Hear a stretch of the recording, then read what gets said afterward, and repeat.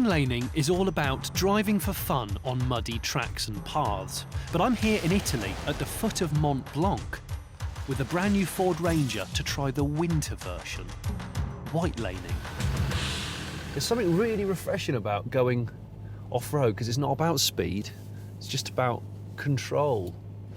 When it's this icy, it's actually the hardest thing actually to get the right amount of momentum up. You don't want to be going too fast, but you don't really want to stop. You suddenly feel quite intimidated actually, because just over that drift on my right is a ravine. It doesn't take long for something to go wrong. Whoa. Okay, so you've been out all day having a right laugh on the white lanes, but suddenly something changes. Maybe it's the weather, maybe a blizzard comes in, or perhaps you break down and you get stuck. Suddenly it's not a matter of fun, it's a matter of survival. What do you do then? While the new Ranger has a bigger load bed than most of its rivals, the answer does not involve sleeping on it. You obey the 3 rules of survival. Number 1, stay hydrated. Now you're probably watching this thinking, Johnny, it's not going to be a problem because you're surrounded by snow. And yes, you can do this. But by eating snow, it actually reduces your body's core temperature, and that will kickstart hypothermia, which is bad news. What you need to do is you need to take snow and you need to turn it into water. So we need heat. And to do that, you just need to keep a few basic items in the car. It does pay to be familiar with your tools, whether you're surviving or whether you're not, frankly. The idea is to make yourself a cooking pot out of an old tin. Make 3 piercings. The Ranger has a tough but frill-free interior, perfect for building my basic stove. As you can see, it's not actually very big. Use string to suspend the can in the middle of the car. Although it seems a bit kind of schoolboy and a little bit Cub Scout, it actually could be the difference between life and death. This technique is officially recommended by a lot of American and Canadian governmental officials. No, oh, not again. Right, finding snow's not going to be a problem. Just try and find snow that's as white as possible and free of yellow. Into the tin goes my nice block of snow, soon to become drinking water. Then light a candle underneath, stood on the lid of the tin. It's surprising how much light and heat a little tiny candle like this gives out. Apparently, just one candle like this can increase the temperature inside your cabin by between 8 to 10 degrees. Now, this is quite a slow process, but look, it's just started to steam.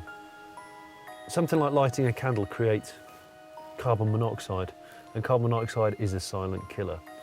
So you need to periodically make sure you crack a window. Drop the window that's downwind so you don't get the blizzard or the storm or whatever's going on coming directly into the car. You do that to just keep some fresh air coming in, but at the same time you want to maintain as much heat inside as possible, so don't do it for very long. It's now water, it's no longer ice. Let's have a sip. Oh, that's nice and warm. It's going to keep me alive, which is kind of handy. The next thing to organise is shelter. This won't help you achieve the big Ford's thirsty economy of 29.7 mpg, but it will stop you from freezing. Okay, so they say the easiest way to stay warm is to run the engine of the car for 10 to 15 minutes in an hour to keep the heating on, and that conserves fuel. But before you strike the engine up, you've got to get out and you've got to look at where the exhaust is. Because if the snow is packed up all around the exhaust, that means that the carbon monoxide fumes will not escape the car and they will shroud the whole cabin.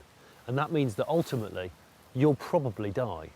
So what some people do is they carry around a hose pipe and they connect it to the tailpipe and they reel the hose pipe a long, long way away. If you can't do that, you can always dig out the exhaust. And if you can't dig the exhaust out, well, you don't run the car and you wrap up damn tight under the blankets. The third rule of survival is to eat. Now, it's not actually as imperative as you think in a survival situation. In fact, a friend of mine has survived several weeks, he's a Marine, without any type of food, just water. But I'm quite peckish.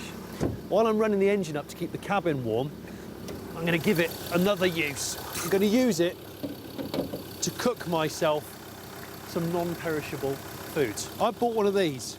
I keep it in the glove box. It's a non-perishable hiker's food pack. This is meatballs and pasta in tomato sauce. These have a shelf life of like 10 years. Put it on the hottest part of the engine. This here just happens to be the new Ford Duratorq TDCi 3.2 litre, 5-cylinder, Euro 5 compliant. Tonight, it's my Arga. That's the turbo right there. That's going to be a hot part, that and the exhaust, so I'm going to rest the pack on there and leave it for 10 minutes.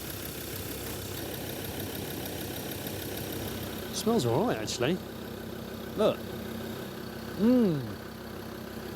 Nice. It's actually really nice. It's not piping hot because I've not had the engine on long enough, but it's fairly hot.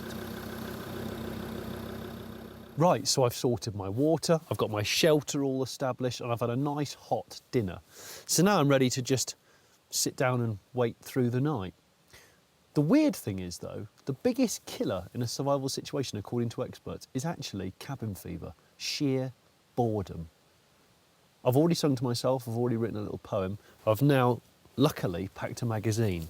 It's a car magazine as well, but it's a car magazine that's only written in Japanese. I've got plenty of time to learn the way.